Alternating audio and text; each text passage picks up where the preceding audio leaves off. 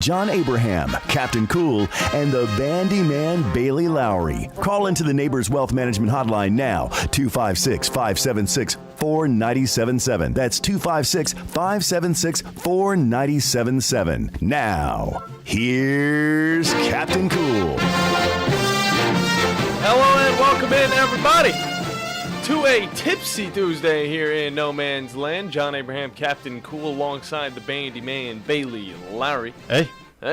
Happy post-Labor Day, Bandiman. Happy post-Labor Day, Captain Cool. I feel like we've been out of studio for like a week and a half. I don't know why. I just feel like I haven't sat here in a good minute. But I will say, we got a lot to talk about. Obviously, college football week 1 officially has come and passed. And now we have all of our overreactions to talk about today. As well as a little bit of high school football that we got to witness on Friday. Some good matchups. And then Bandy, obviously, a little back and forth. We can't be too mad about it, because teams on our station are winning, even though they're playing each other. That's just how it is. But there were a lot of high-scoring games on Friday. Yeah, we'll be talking about that and more on today's episode, but make sure you guys do find us online at 977ESPN.com, on Twitter at 977ESPN, and on Facebook at 977ESPN The Zone. And while you're at it, go and find us on Twitch and YouTube at WZZN TV for more than just sports talk. If you guys want to join in on any of the conversations today, 256-5764-977 is the number to call in, and you might want to hop into these conversations because we're going to be talking about the Alabamas. We're going to be talking about the Clemson loss to Duke.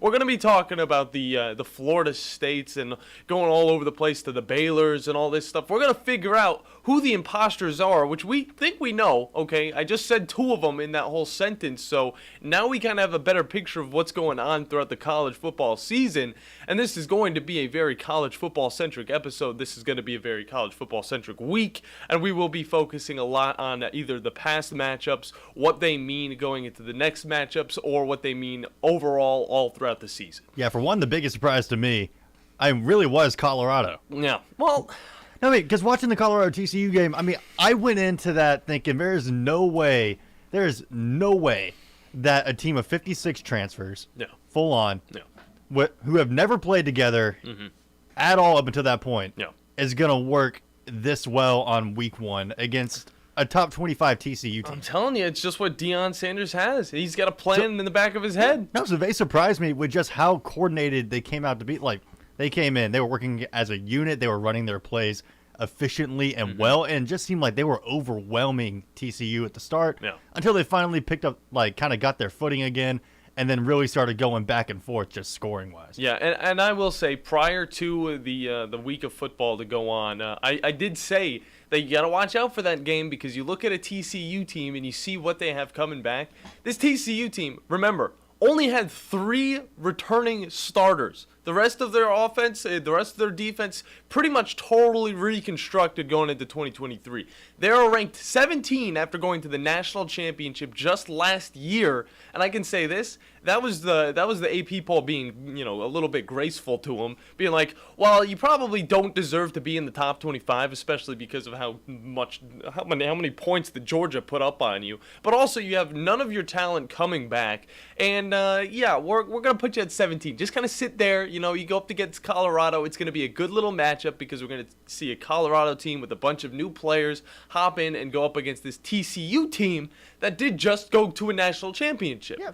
In my mind, what I saw a lot more talent on this Colorado team. This is before even going into the week. And then seeing a TCU team who might be very highly ranked, but probably isn't that deserving of that rank. And then what we saw is exactly what I expected. A close matchup, a Colorado team with Deion Sanders, Coach Prime, getting these guys kind of ready. It's a good challenge for them, but now they get to move on, and now we get to see what they can do up against better opponents. The one matchup I really want to look at is the one against Utah, whenever that one does come up. Yes. But that is in a little bit, they still got to go through a few tough opponents, and obviously SMU is one of those teams that they got to go up against, and then a plethora of others. But that Utah game is the one that's really going to be a question mark to see if Colorado is able to really be competitive in the top 25 against teams that deserve to be in the top 25, Bandy. Yeah. I just, the biggest surprise from this week had to come out of the Clemson-Duke game. Now, I will say, Duke does have a solid defense. Duke has a lot of talent. But looking at this whole matchup and seeing the outcome, 28-7, it's unheard of to think that a team like Duke is able to be so just demanding of a victory against a Clemson team, even at Duke, I will say, okay? But Clemson does have a good track record against the Duke Blue Devils, I will say that much as well. But I gotta say that it is a terrible look for Clemson. I think they will rebound. But for a team that also disappointed me, another imposter team going into this season, Baylor. Baylor is one of those teams that you see them fail against a Texas State team who has never won against a Power 5 opponent. And I'm not even saying just barely win, okay? This team was able to put up, I believe, like 42 points on this Baylor team. And that is when you kind of look back and you're just like, okay, all right. We're not going to have a quarterback for the second matchup. We're going up against the Utah Utes in week 2. It doesn't look like it's getting any better. If we could slide through and possibly get to week 3 when we're playing, week 3 when we're playing NIU, don't even know what that school is, then we're going to be fine. But then after that, Baylor has to go up against the number 11 Texas team, who will probably be higher ranked. Depends on how this matchup against Alabama next week goes, obviously. Then they got to go up against UCF. That's a loss right there. A Texas Tech team that's ready to rebound after week 1. And then a Cincinnati team who's they've already found success this season. They're already looking like one of the top teams in the country. So you look at all of these, and now you're thinking, well, Baylor could have been good, but right off the bat against that Texas State team, who, shares the state with them, losing to that team, letting them put up 42 is going to set the entire rhetoric for the rest of the season. And I'm sorry, but this is going to be one of those seasons where Baylor is not as competitive as other years. But see, is that going to set a bigger rhetoric than Clemson losing to Duke as bad as they did? Can I say that's going to be even worse? So I honestly don't think, all right? I think that a Duke Blue Devils team being in the ACC, it still is a challenging team, even though they're not sitting at the top of the ACC, okay? And then you look over at a Texas State team. These guys are in the Sun Belt, Bandy, okay? They're in the Sun Belt. They've never beaten a Power 5 team before. Duke, on the other hand, actually has a pretty good track record in the past against the Clemson team. They haven't won since 2004 against this Clemson team. I mean, so that's recent? No, it's not. But still, it is a team that has found success in the past. And the last time these guys played was 2018. But the last time we really see this type of victory against the Clemson Tigers team was back in 1980s. Okay, we're going way back to 1980s whenever they were able to win 34-17. And even this matchup was more lopsided than that one. But I got to say, for Duke, for Clemson, I do think they're going to be fine, okay? I think it'll take a little bit of time for them to get back into their winning ways. But I think that their future is going to be a lot brighter than the future of, say, Baylor. Because... I want to hit you with the not so fast real quick, because I don't think so. Okay, go. I don't think they're going to be as bright as you think they might be, because looking ahead to their schedule, I mean, Charleston Southern and FAU, I feel like they can take. They're getting 2 cupcakes in a row, Bane. What's going to happen when they host Florida State, who just toppled LSU and is looking, especially after week 1, to be the top team in the ACC? Now, I'm saying this, okay? I'm not saying that Clemson's going to have a top-tier season. I'm saying they're going to have a better season, obviously, than Baylor. They're going to be able to rebound better than Baylor. I think the Florida State-Clemson game is going to be a lot closer than we think, okay? You can't just base it off of this one game against Duke. It's the first game of the season. Obviously, they're not going to have everything intact. And also, Clemson was still able to go down the field. They were able to get into the red zone multiple times. Okay, yeah, but when they got to the red zone...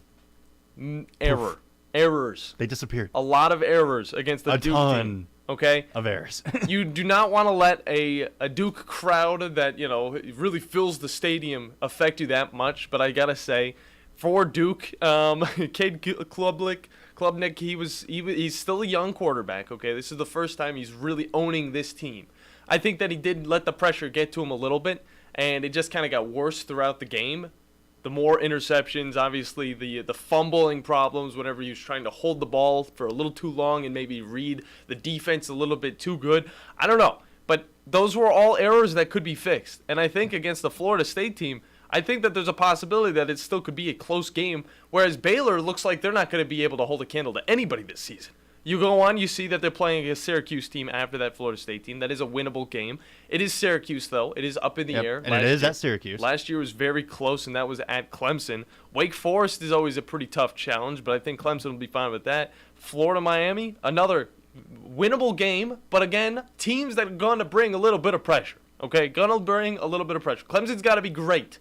They can't just be good throughout the rest of the season. They cannot. One loss is a huge deal in the college football world, okay? 2 losses, you better forget it, okay? Yeah. Now, early on, an early loss, not too much. Not too bad, not too It doesn't hurt as much as a late loss, but still, a loss is a loss. Yeah, and a loss to Duke is definitely a bigger loss than a loss to, say, Florida State, like how LSU's kind of dealing with it right now. Yeah. I'm thinking they might go 7-5 this year. You think LSU or you think Clemson? Clemson. Clemson? Yeah, I'm thinking Wake Forest takes one. Okay. That's 2 losses right there. Both Carolinas beat them. Oh, okay. Because Drake, the North Carolina South Carolina game was good, and both quarterbacks look great. I did see that. Yeah. Very impressed by Drake May. Drake May is good. And then I think they lose to Notre Dame. You think they lose to Notre Dame? I think Notre Dame actually does. I mean, because as much crap as we give Notre Dame for always being in the playoff competition, I mean, they are consistently a pretty good team. Consistently. And they can take games off of strong opponents. Of course. Now, in the playoff, different picture, but we're not talking about the playoff. We're talking about regular season. Yeah. I think in the regular season, this Notre Dame squad could take down Clemson with how they played against Duke. And if those kind of errors continue and maybe some even new ones pop up as they try to fix old ones, Notre Dame could take it. Possibilities there. And that could be a 7-5 Clemson team, or, I mean, dare I say it, 6-6? I mean, maybe Miami sneaks one by? I don't think that, okay? You can go a little bit. This is an overreaction Tuesday, sorry. It's an overreaction Tuesday, but I don't know about that. But for a Notre Dame team, I do think it's possible. They could take a game on Clemson. But again, you have to look at their schedule and how it kind of leads up. They have to play Ohio State on September 23rd. They go to Duke. They get to play them. Get to see how Duke's going to be at that time in the season. And then Louisville, which that should be an easy one for them. Then USC, Pittsburgh, and then that's when they go up against Clemson. So that 3-game stretch right there is pretty tough, as well as a Wake Forest team that, again, is always competitive for whatever reason in these ACC games. Whether they're good or whether they're bad, they're always going to be competitive, and then they finish off the season at Stanford. So definitely something to look at. But I do think that Baylor is going to be crap this season. That's my overreaction. Clemson is going to be better than average, Bandy. I'm going to say better than average, but I don't think they're going to be competitive enough to make it to said college football playoffs. Yeah, I don't think so. Not either. this season. Maybe next season, whenever they expand it to 12, they'll be able to kind of grasp something. And I do think that Colorado is good, but I don't think they're good enough to beat some of the challenges on their stage, on their schedule. And we will be talking with one Mr. Matt Wadley from Buffalo Wire at 9:30. So, guys, stick tuned to that because that conversation is going to be great. It's going to be a wonderful conversation. We're going to get in depth with Deion Sanders and his crew over there in the West. But we got to hop into a break. When we come back, we're going to cover the SEC matchups throughout the weekend, and we're going to get into more of the fun to come here on the Morning Blitz on 97.7 ESPN, The Zone. Cashback is not available on gas in New Jersey and Wisconsin.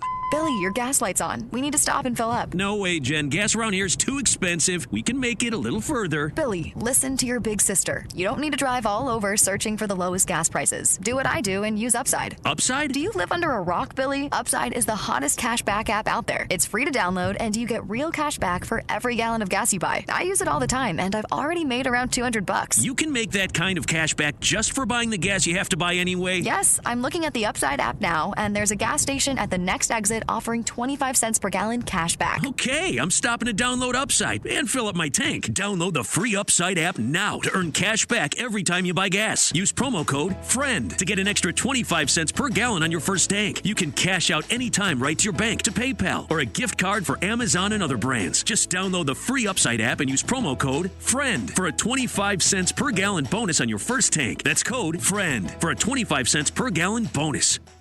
I'm attorney Gary Lackey. If you've been injured and need a lawyer right now, and pick up the phone to call, you know, one you've seen on a billboard or on TV begging for your business, do you know who you really get? I'm attorney Jennifer Lackey. You want to talk to your lawyer. You don't want to reach a call center, not in some office 100 miles away. With the Lackey Law Firm, that never happens. My clients talk to me. And me. I'm attorney Justin Lackey. We're the ones that you talk to. We're the ones that you meet with. And we're the ones who handle your personal injury case. You want to talk to me? You just call me. And we'll take care of it. You worry about getting well. We'll take care of the rest. The Lackey Law Firm. And I'll go you one better. If you can't come to us, we'll come to you. The Lackey Law Firm. The Lackey Law Family. 1-800-4RIGHTS. No representation is made that the quality of the legal services to be performed is greater than the quality of legal services performed by other lawyers. Tax-free week is back at Freedom Marine in Gunnersville. The annual Freedom Marine Pontoon Sale now through Saturday. Get special pontoon boat sale prices, factory rebates, and only during this sale, Freedom Marine will pay all of the Alabama state tax on your Bennington, Low, or Veranda pontoon boat purchase. But these deals are only good now through Saturday. Tax-free weekend is back at Freedom Marine on Highway 431 in Gunnersville. Find out more at freedommarincenter.com. When you call most roofing companies, all you'll hear is, you need a new roof. Not when you call Fleming. At Fleming Roofing and Restoration, we're focused on your needs, whether it's an easy repair or a full roof replacement. Folks around here trusted Fleming since 1965 for all their residential and commercial roofing needs. And as the area's storm damage experts, Fleming knows all the ins and outs of the insurance claims process. Log on FlemingHSV.com to schedule your free estimate today. Fleming Roofing and Restoration. We show up. With us today, Dr. Tracy Lowery of Best Vein Care of Huntsville. When we evaluate a patient and they indeed have significant venous disease, most third-party payers, private insurance, Medicare, require us to treat every patient conservatively at least 90 days. Conservative treatment includes increasing ambulation, elevation of the legs, and the wearing of compression stockings. It's very common for folks to come see us in March or April wanting to have their veins fixed before they go into swimsuits starting in June. When we see someone in March or April, they're going to require at least 90 days of conservative treatment before we can even go to the insurance carrier to get permission to treat their veins. So if you think you have a venous problem, now is the time to come in and get a free screening so we can determine whether or not you need something evaluated. If you have a vein problem or you think you may have a vein problem, now's the time to contact us at bestveincarehuntsville.com. SportsMed is the official team physicians of the Rocket City Trash Pandas. And if the pros trust SportsMed, you can too. SportsMed provides every service you might need for complete orthopedic care, specializing in orthopedic surgery, sports medicine, joint replacement, spine surgery, neurosurgery, and podiatry. And they offer their own brace shop, in-house full-body MRI, physical therapy, walk-in clinic, and so much more. 4 locations and on the web at sportsmedalabama.com. From the Fox 54 Weather Center, I'm Chief Meteorologist Jordan Dressman. We drop into the low 70s as we head into the overnight. Not a bad Wednesday morning commute, maybe a little bit of patchy dense fog, those that actually saw rain this afternoon. Otherwise, a partly sunny sky this Wednesday. Temperatures climbing into the low and mid-90s. Isolated to widely scattered showers and thunderstorms certainly going to be possible. A couple of those thunderstorms could be on the stronger end of the spectrum with some gusty winds. We drop into the upper 60s, lower 70s as we head into the Thursday morning commute. A mostly to partly sunny sky once again. Temperatures climbing into the low and mid-90s with isolated to widely scattered showers and thunderstorms. Again, a couple of those could be on the stronger end of the spectrum. I'm Chief Meteorologist Jordan Dressman on your home for ESPN Radio, 97.7 ESPN The Zone. Hello and welcome back, everybody. John Abraham, Captain Cool, alongside the Bandiman Bailey Lowery. Hey. Bandy, what did you do this weekend? I did a lot, actually. Watched a lot of football, caught up on some shows. Nice. Got some good work done, did some chores around the house. I mean, I had a pretty productive weekend. Pretty productive, yeah. I got you on the football one. That's pretty much all I had on the TV all weekend long. On top of that, I did watch some Once Upon a Time. I'm still on that show. I'm on season 3. It's really nice. It's pretty good. It's getting a little too interesting for me. This bloodline. It's getting too interesting. You'll understand if you ever watch the show. Come season 3, everything's just kind of crazy. But I'm getting too invested. Having a lot of fun with it. It's just a very interesting show. But you know what else is more interesting than that show? What's that? This show's sponsor, Fleming Roofing and Restoration. The guys you need to talk to about all of your roofing needs. If you're having any roofing problems, make sure you look them up online and fill out your free quote today. You can find them at FlemingHSV.com. And remember that Fleming always shows up. Hasn't been raining too much. It rained earlier this morning It might cause some damage to that roof. Maybe just check that roof, make sure it's okay. But either way, you want to make sure you have a reliable roof on top of your head. Fleming Roofing and Restoration are the people to talk to about that. Bandy, kind of want to talk about some of this high school football we had over the weekend. On Friday, it was the start of the weekend, start of football. There was nothing else going on. Let's just kind of talk about it, because first off, I had a wonderful experience with Sparkman, obviously having a great time over in Birmingham against Huffman, the Huffman Vikings. Very nice. Let me just tell you, this Sparkman team is something special, okay? Because in the first, I'd say 3 minutes of this game, they were already up like 21-0. They scored on all sides of the ball, special teams, defense, offense, and they kind of just kept going from there. I mean, come halftime, this game was already pretty much just blown out of proportions. It was insane. And honestly, I didn't expect Huffman to come back out. Okay, I thought it was going to be another recap of like the Hazel Green game where nobody comes out except for Sparkman during after halftime. But thankfully, Huffman did come out. There were 4 minutes on the clock. 4 minutes, Bandy. Okay. 4 minutes. It's like I was like, what? Like what's the point? Why do you guys even come back out? Just play like a running clock or something like that. I know everybody wants to get home. It's raining, but 65-0 was that score. Whew. Bandy, what happened in your game? It was a back and forth between Randolph and Madison Academy. I mean, me and Drew Armin were on the Randolph call while Steve was on the Madison Academy call, and it started off hot for Madison Academy, and I was part of me was actually kind of glad to see nothing's changed with Madison Academy, because I remember playing them in high school. And let's say you would get like a really good play, like you would get like a really good corner three in basketball against them, or maybe like a really good double in baseball. Yeah.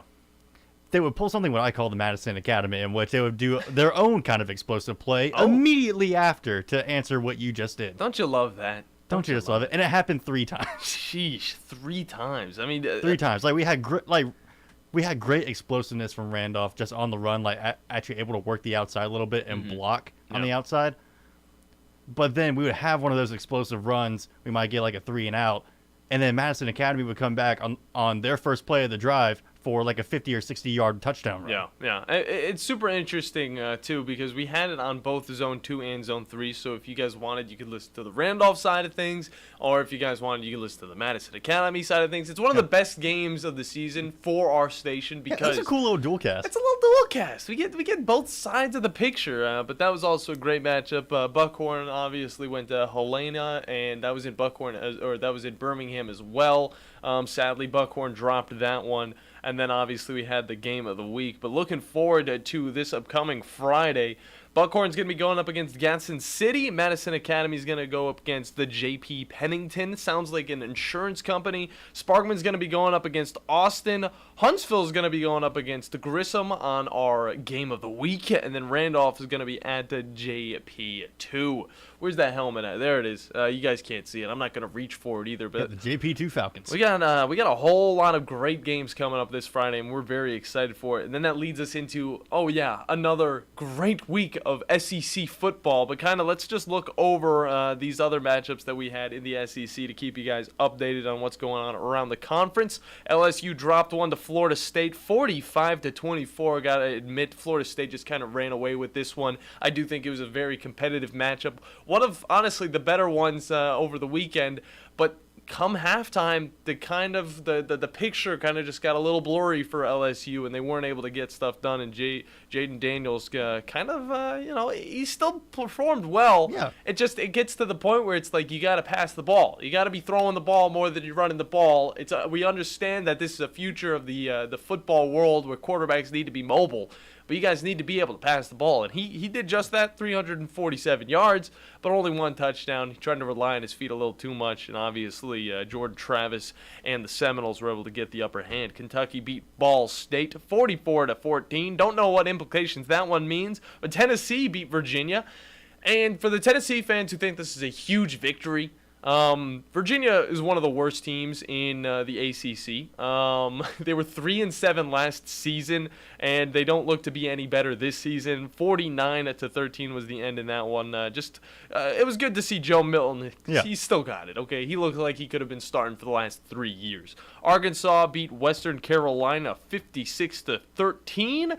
KJ Jefferson did a pretty good job of that one, getting 3 touchdowns himself. Ole Miss absolutely demolished Mercer. And this is one of those matchups where you look over at an Alabama team playing an MTSU team, and you're like, okay, it's going to be a blowout. And then you look over at Ole Miss going up against Mercer. Okay, Mercer is kind of out of the 133 schools that we want to really watch, let alone, obviously we only want to watch like a select few of those 133 teams because only, I'd say 25 of them are good, but Mercer is not one of any of those teams, and they did drop it 73-7. Auburn beat UMass 59-14. Mississippi State beat Southeastern Louisiana, another one of those teams that is just like, hey, come on now. At least add some competition to the schedule. 48-7. Georgia versus UT Martin, 48-7. That's pretty funny. Vanderbilt, I'm going to actually go from the other side. Alabama A&M put 13 up on Vanderbilt, and they held them to 47, which honestly, it gets a clap for me. It gets a clap. Some local teams doing some big stuff. I wish they played here, though. That would have been fun to watch. That would have been awesome. Never going to happen, though, unless, Alabama A&M pays, Vanderbilt millions of dollars to come down here. Texas A&M got the dub over New Mexico 52-10. Alabama won against Middle Tennessee 56-7, which not one touchdown, I'm going to be honest, for Middle Tennessee. It came in the later half whenever Alabama was kind of just like, okay, we put enough points on these guys. Let's give them a little bit of love. And I just kind of love this about Alabama because they easily could have made it to 60. They could have probably made it to 70. But Nick Saban doesn't. He's not built like that, okay? I knew he was going to put 50 up on him, but he kind of just halted right at that 56, even though 14 points in each quarter. Pretty ridiculous right there. I think Alabama might have a pretty good opportunity against Texas next week, but I'll talk about that later on. North Carolina beat South Carolina 31-17. Utah obviously beats Florida 42-11, and Missouri, I guess, played against South Dakota. I think that was last week, honestly, 35-10. It wasn't really a big deal, but we got to hop into a break. When we come back, we're talking Colorado football with Matt Wadley from Buffalo Wire. That's what's coming up here on the Morning Blitz on 97.7 ESPN The Zone. This is Brent Musburger's VSiN Action Update on 97.7 ESPN The Zone. Unlike other credit cards that decline sports betting transactions or treat them as a cash advance, the GBank Visa Signature Card can load directly to your favorite sportsbook apps. G.bank/VSiN. The American League West playoff race is red hot. The Mariners and Astros tied with Texas just a game behind them. In the NL Central, the Cubs are just 2.5 games behind Milwaukee. Atlanta's still the favorite to win the World Series, plus 320. The Dodgers, plus 410. The Astros, plus 700. AL East leading Baltimore, plus 1,000. The Chiefs are a 6.5-point favorite this Thursday night when they open the NFL season against the Lions. Detroit, plus 250 on the money line. The Chiefs, minus 270. The over-under this Thursday, 54.5. College football Monday, big upset. Number 9, Clemson, upset by Duke 28-7. The Blue Devils paid plus 360. Get the latest lines and more at vsin.com.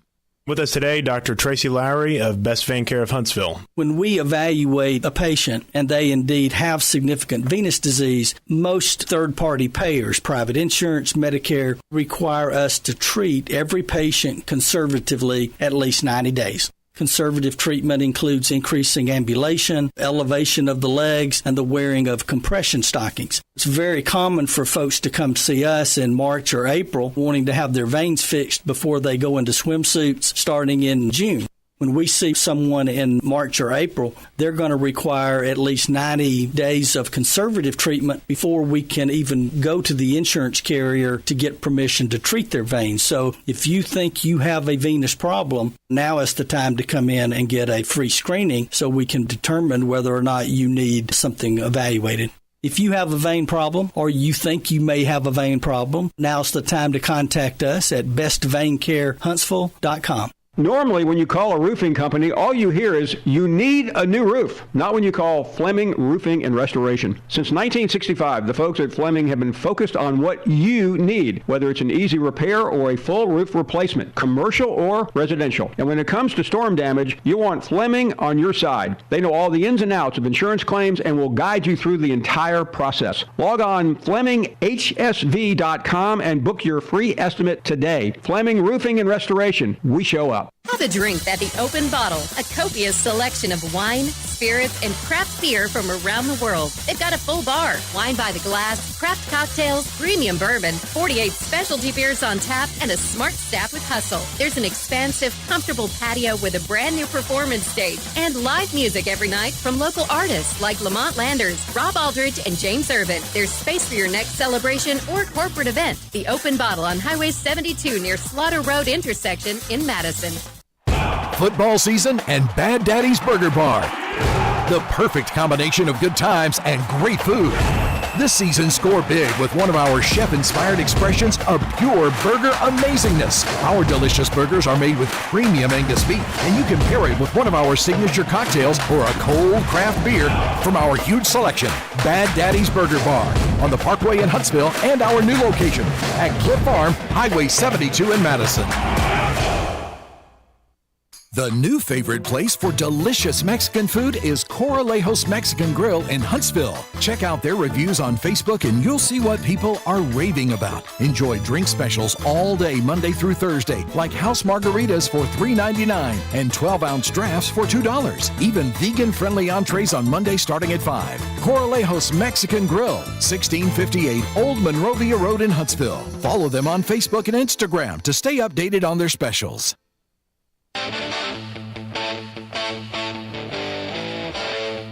Hello and welcome back in, everybody. John Abraham, Captain Cool, alongside the Bandiman, Bailey Lowery. Hey. Here on a tipsy Tuesday in no man's land. So far, we've talked a lot of college football. We've talked some high school football because we have just a great programming of all the high school football that you guys need around the North Alabama area. And now it's time to hop out west, going over to Colorado to talk a little bit about their victory over at TCU. And on with us is one Mr. Matt Wadley from BuffaloesWire.com. Matt, how are you doing today? I'm doing pretty good. I guess you probably would be after that victory over TCU. But before we get into anything about kind of the matchup at hand, I kind of want to talk about the feelings that Colorado fans, as well as just everybody in Colorado, were feeling prior to that matchup. What has kind of been the rhetoric that Deion Sanders has given to everybody on what type of mentality we should be having as Colorado fans going into 2023? I think the biggest thing is hope. I think for the last few years there wasn't much hope or really excitement for like the football program, especially. So ever since the first day he got hired, it was just like hope and excitement, and you see all the talent he brought in. Is just like it's crazy to see how quick the program's changed in just a matter of 9 months or something. So. And then kind of looking at that talent, obviously Travis Hunter, he's going to be the guy to be talked about. Kind of just talk about the talent of the two main guys that we want to talk about in the first place. Obviously Travis Hunter, as well as the star quarterback for that team. Kind of just talk about all that in Shadir Sanders as well. Yeah, well, Shadir followed Deion that day he was hired, so that was a big move, and I think the question was really how is his talent going to translate to the Power 5 level, and I think on Saturday we saw there was really no issue so far, and Travis Hunter is just an anomaly. Like you don't see players like him very often, and to play over 100 snaps like he did and have success on both ends is just such a rare thing to see, and both those guys so far getting like Heisman buzz, and I think it's deserved. And I think Travis Hunter specifically is a guy that's going to put up some huge numbers, really on offense and defense, and something really we haven't seen in a long time in college football. Yeah, and kind of looking at Travis Hunter, he played over 120 snaps in this matchup against TCU. Do you think that might be a little bit of a dangerous idea to kind of keep going down that route? One of your best players playing both sides of the ball? It could be dangerous, but if Deion hopped on one of the shows yesterday and said, Travis Hunter is built for that, and basically he said he's bored if he comes out of the game. So I think Deion is going to roll with him as long as he can, and he's a young guy, and I think he can handle it from a workload standpoint, and it'll just be interesting to see how he manages. But I think going forward, really, it looks more like they need him on defense because the offense is loaded with weapons. I mean, as you saw on Saturday, they had 4 guys over 100 yards receiving. So it'll be interesting to see how they kind of handle it, long term. But I think he'll be able to manage it. And he already talked about, when he's in the NFL, if he can play both ways. So it'll be interesting to see how his career goes. Matt Wadley with us from Buffalo Wire, and I think one of the biggest questions really going into that game was how is a team of 56 transfers who have not played on a team together before gonna translate onto week 1 of the football field? And I could say, like, just from the first play, from the first drive, like, they were incredibly in sync as a team together from the start. I mean, was this kind of the sense you got from either like watching them in camp or being around the team? Or was this also just as pretty much as a shot to the Colorado fans as it was to the national fan base? I think to the Colorado fans specifically, it wasn't much of a shock. And, I mean, the spring game is a little hard to judge how it's going to turn out. But, they played well in the spring game. But I think it all comes down to one thing, and it's just the whole team is believing in what Deion Sanders is bringing to the field, and the coaching staff too. So when everyone's bought into, the same concept, the same belief, then that usually translates on the field pretty well. And so far it has. Yeah, and kind of looking over onto the other side of the ball, Shiloh Sanders also being a pretty talked about guy, especially because he's another son of Deion Sanders. Kind of just talk about the defense as well as Shiloh's performance on this game against TCU.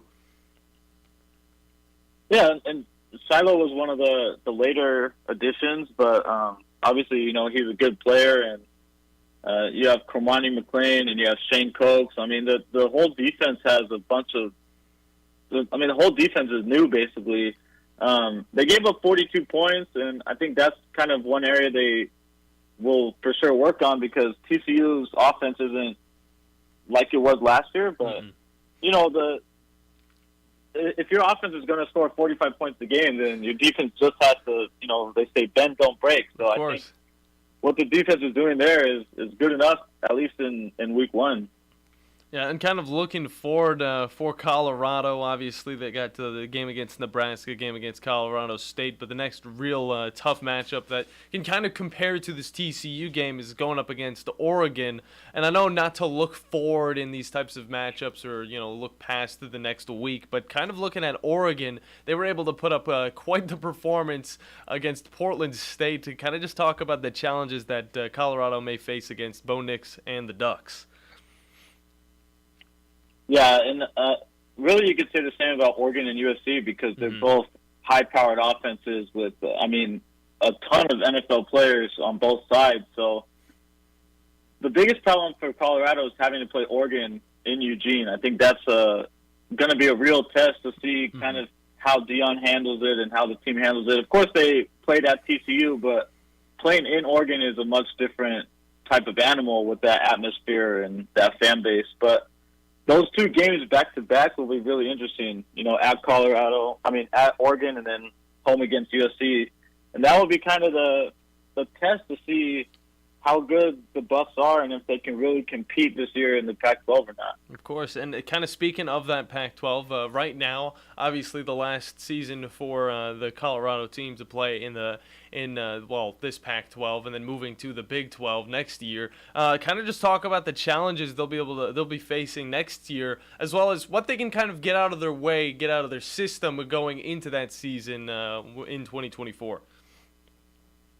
Yeah, well, it looks like everyone's going to be out of the Pac-12 at the end of the year, so we'll see what happens with that. But it's just, I think I don't really envision too many challenges. I think people have said that maybe they'll be one of the favorites in the new Big 12. Once Oklahoma and them leave, so it'll be interesting to see. But playing teams like Utah and you play Kansas State and Texas Tech and Baylor, like the Big 12 is really loaded with teams in football, even with Oklahoma and Texas leaving. Oh yeah. But it'll just be interesting to see if how Deion Sanders can recruit against these Big 12 schools. But I mean, already without even coaching one game, he was able to get guys from Florida State and from Miami and 5-star prospects left and right. So from a recruiting standpoint, I don't see that being an issue, but we'll see kind of how long the success can sustain itself. And, people talk about Deion wants to go coach at Florida State or the NFL, which personally I don't buy. I think he's at Colorado for a while, especially if the success turns out. But it's just going to be interesting to see how the Big 12 looks next year. But I really, the way too early look is that Colorado will be able to compete in the Big 12 and be one of the top 4 teams of that conference. Of course, and we love to see it. And then before we get you out of here, Matt, kind of just talk a little bit about USC. We know you do a little bit with them as well. Kind of just talk about their performances in their first 2 weeks of this season. Yeah, they did what they were supposed to do. I mean, you play San Jose State, play Nevada. Those are both games you should win. And the former Colorado quarterback, Brendan Lewis, was a Nevada quarterback. That was kind of an interesting tie-in. But obviously, all offseason it's been about the USC defense. Can Alex Grinch and the defense be good enough to not do what they did in the Cotton Bowl against Tulane? So the next few weeks will really tell us that. And, I mean, that Colorado game, there's a huge buzz on social media of that over-under is going to be ridiculously high if both teams can score 50 points. So it'll be interesting to see. But, USC is loaded on offense. And Caleb Williams is just it's unreal to see the kind of plays he pulls off every single game. For sure. Really, he's the number 1 pick. And I think as long as the defense can just do just enough, then Pac-12 title is looking pretty likely for the Trojans. For sure, and either way, in that Pac-12, it is highly competitive, so all of those games are going to be very interesting to watch. But Matt, thank you very much for hopping on. Let's let the people know where they could find you online and on socials. Yeah, I appreciate it. I'm on, what's it called now, X or Twitter, whatever you guys want to call it. But yeah, that'll be different by next week. I know, right? So my username is MattWadley24, and you can follow us at Buffalo's Wire, and then, of course, Trojans Wire. And we have a lot of stuff at Buffalo's Wire kind of, recapping the big win and looking ahead to the big Nebraska game against Matt Rule, which is another test for the Buffs. So we'll see how it goes, but I appreciate you guys having me on. Great stuff. We appreciate you as well, and we can't wait to talk with you later on throughout the season to see kind of where these teams are sitting at the middle point. Thank you very much. Good stuff. Thank you. Matt Wadley from BuffaloWire.com. Guy does a good job. He does a good job. It's the first time we've had him on, so we'll give him a good old clap for that one. We'll hopefully get him on a little bit later because, honestly, it is a huge question mark on how USC will be able to perform against the Colorado team halfway through the season when Colorado's finally kind of in their ways. We talk about how putting these new players all together is a tough challenge for Deion Sanders, but turned out to be okay. Good enough at least for TCU. Yeah. But now moving to, I believe it's week 5 whenever Colorado and USC meet. Let's see where Colorado's team kind of sits then, as well as USC as they're going on to Stanford next week. And that'll be really their first kind of challenge of the season. But me and Bandy got to hit a break. When we come back, we're going to close out this Tipsy Tuesday with a little bit of previewing for the Alabama-Texas matchup here this week. That's what's coming up on the Morning Blitz on 97.7 ESPN The Zone. Do you have discomfort in your legs? Varicose veins can affect not only how your legs look, but how they feel. Symptoms of varicose veins include pain, swelling, aching, heaviness, and fatigue. Dr. Tracy Lowery of Best Vein Care of Huntsville can diagnose and treat your varicose veins with the latest minimally invasive techniques. Diagnosis and treatment is covered by most insurances. Call 256-715-7151 to schedule your free screening. Go to bestveincarehuntsville.com. Work injuries happen in Alabama all the time, whether it's an accident at work, getting injured, lifting heavy objects, hurting your hands on a machine, or just performing the same movement over and over until your body breaks down. But when it happens, there's only one law firm to call in Alabama. That's Pond, Lehocky, Giordano. For personalized legal support, reach out to Pond Lehocky at 855-774-3838 or pondlehocky.com. No representation is made that the quality of the legal services to be performed is greater than the quality of legal services performed by other lawyers. Tom Abraham here for my friends at Alumni Hall. Alumni Hall is the ultimate shopping experience for Alabama and Auburn fans. Located right here in Huntsville, come shop the best selection of officially licensed apparel, hats, Yeti, accessories, and gifts. Whether you're heading to the spring game or shopping graduation gifts or just love to show your school pride daily, come see us at Alumni Hall. University students, faculty, and military receive 10% off in store, and you can earn cash back with our Hall Pass rewards. Alumni Hall, located in Bridge Street Shopping Center, or shop anytime at alumnihall.com. The kitchen is the heart of any home. It's where the family gathers. It's where kids discover old recipes and make them their own. Just starting out or just now getting started on the dream kitchen you've always wanted? I'm Chris Haygood, and from all of us here at Bob Wallace Appliance to the home builders and the homeowners of the Huntsville area, a heartfelt thank you for buying local. We're in Huntsville, Florence, and Coleman, and online at bobwallaceappliance.com. Are you in the market for a recreational vehicle? Do you want to get out and see more of this beautiful country? Well, imagine hearing the laughter of your little ones enjoying gooey s'mores by a cozy campfire and making lasting memories with your friends and family from the comfort of a new camper. We can make your dreams come true at Hall's RV. With over 15 years in the camping business, we know how to get our customers into the perfect camper. We have several models and floor plans here for you to choose from, both new and used. We're family owned and operated with fantastic deals and great service. Everyone wants to work with people they can trust, so come on down to Hall's RV and get the deal of a lifetime. We'll treat you right and get you on the road in the camper of your dreams. Visit us on Highway 431 in Albertville. Hall's RVs, where we sell fun. Or see us on the web at www.hallsrvsales.com. Tom Abraham here for my friend Brian Hamaker and his team at North Alabama Mortgage. Look, buying a home is the biggest purchase you will make in your life, and it can be a bit intimidating, so you want people that can help walk you through the mortgage process and get you the best deal possible. That's what North Alabama Mortgage does, and they do it in Alabama, Tennessee, and Florida, from first-time purchases to refis, conventional, VA, FHA, and USDA loans. They have the solution at North Alabama Mortgage. Visit NorthAlabamaMortgage.com to learn more. That's NorthAlabamaMortgage.com. From the Fox 54 Weather Center, I'm Chief Meteorologist Jordan Dressman. We drop into the low 70s as we head into the overnight. Not a bad Wednesday morning commute, maybe a little bit of patchy dense fog, those that actually saw rain this afternoon. Otherwise, a partly sunny sky this Wednesday. Temperatures climbing into the low and mid-90s. Isolated to widely scattered showers and thunderstorms certainly going to be possible. A couple of those thunderstorms could be on the stronger end of the spectrum with some gusty winds. We drop into the upper 60s, lower 70s as we head into the Thursday morning commute. A mostly to partly sunny sky once again. Temperatures climbing into the low and mid-90s with isolated to widely scattered showers and thunderstorms. Again, a couple of those could be on the stronger end of the spectrum. I'm Chief Meteorologist Jordan Dressman on your home for ESPN Radio, 97.7 ESPN The Zone.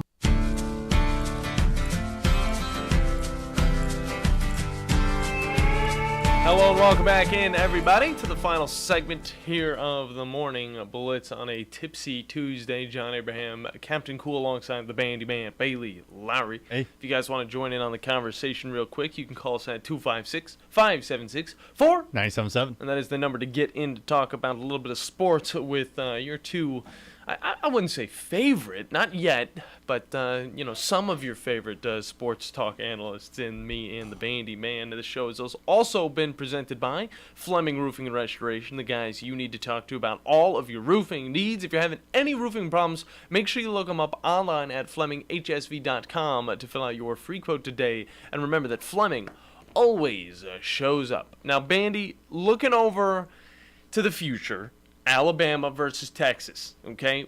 We can't say exactly who's going to win, okay? Because nobody knows. College football is the craziest sport of all, I would say. But I think we've got a better idea of what we can expect, okay? Because going into the season, we were concerned. We didn't know what Alabama was going to do with their quarterback situation. We didn't know if they were all just kind of average, if they couldn't beat out each other, if neither of them or any of them could be better than Bryce Young, which still to be seen. We still got to wait and see that. Still to be seen, but I did like what I saw. I did as well. I got to say, it's not a factor of, oh, well, who's the best quarterback who's able to lead this team? I think they're all very capable of leading this team. And I think Nick Saban wanted to kind of come to terms on, well, who can I start? Who's the only guy that I want to really start? And who can I have behind him that are kind of reliable backup quarterbacks? Obviously, Sam Buckner and Ty Simpson are those dudes. For Alabama, Jalen Milroe's looking pretty hot, I will say. He was throwing the deep balls, he was throwing the screens, he was throwing everything he needed to, as well as using his legs for that first touchdown against that MTSU squad. He looked a lot more comfortable in the pocket than he ever did last year. He very much did, I gotta say. Because thinking back, I believe it was the Texas A&M game that he was playing up against? That whole game, he looked good at the very beginning. And then throughout the game, obviously it stretches, players get a little bit tired. And throughout the game, he kind of got tired, and they kind of had a close matchup against the Texas A&M team they would normally probably destroy. But now you kind of look over at what's going on in the next week of college football, and that's going to be a Texas team coming to Bryant-Denny Stadium and playing up against an Alabama team. And I got to say, I'm feeling more and more comfortable about Alabama being able to take away a dub, because you look at this Texas team and you got to say, obviously they're going to have their strongs, okay? They're really good on defense. You look on their offensive side of the ball. Takes them a little bit to get started. Quinn Ewers was not showing out as much as I thought he would, but at the end of the game, 3 touchdowns, 260 yards passing, not a bad showing. JT Daniels also had a pretty good game, I would say. Not really. For Rice? I just got to say, I just had to bring him up. You were watching the Rice game? Well, I mean, it was against Texas. I had to watch it. It was just forced me to watch JT Daniels to see how he is going to be performing on his 4th team in college football in his, I don't even know how many years, maybe 5 years of college football altogether. It's just insane. I mean, I was having a tougher time just watching Texas just score on a whim. Yeah. Just whenever they wanted to. It wasn't, though. That's the thing. You were just still picking them apart. Well, the second half was a lot different, okay? And that's one thing Alabama needs to make sure they stay on it, okay? All the way throughout the game.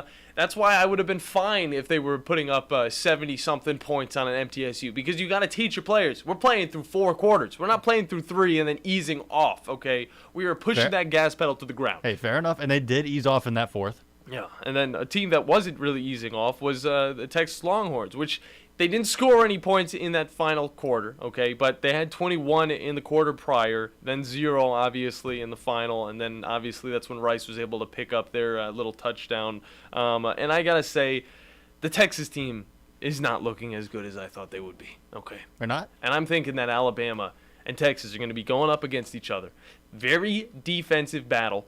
And I think Alabama is going to be able to pull a win out. I'm going to say 7-point favorites. I'm going to say Alabama. 7-point favorites? That's me. That's me putting it on there. Okay, what's the spread at right now? Let me see if I can pull up the spread for the Texas game. It is sitting at, dude, hey, lo and behold, Alabama -7. Yeah. I didn't know. Did you look that up? I didn't. No, I didn't. It was 8 going into the season. You telling the truth, Captain? It was 8 going into the season, Bandy. It was in Alabama's favor. It was 8 going into the season, but 7 in Alabama's favor. I see that happening. Okay. Do I think it's going to go over? Over under 56. No, I don't think it's going over. I think it's be a close matchup, and then second half, Alabama's going to be able to pull away. Quinn Ewers is going to be like, what did I do wrong? And then he's going to look at his stat sheet and see that he's got 2 interceptions, 1 touchdown, and then the rest of his team does the rest of the job. I think that Texas's defense will do something as well. I think there's going to be an interception, at least 1, but that's all they get in the second matchup for Alabama. Good stuff today, Bandy. We'll get back into the full swing of things. I was thinking Wednesday is going to be wacky. But for me and the Bandyman, we're out of here. We'll be back in 22 hours to bring you guys more fun football talk here on the Morning Blitz on 97.7 ESPN The Zone. The state's largest orthopedic